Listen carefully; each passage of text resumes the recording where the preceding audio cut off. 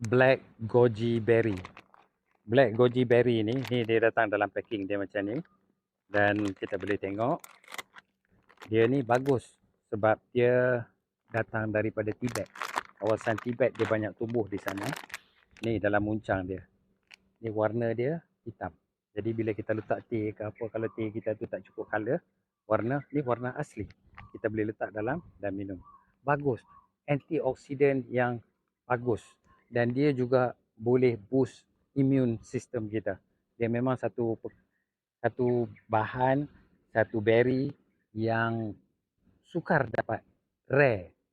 Hanya di Tibet. Dia ni banyak tumbuh di Tibet. Dan kita nak minum, boleh buat teh. Ni dia dah datang dengan uncang. Letak dalam satu cawan air.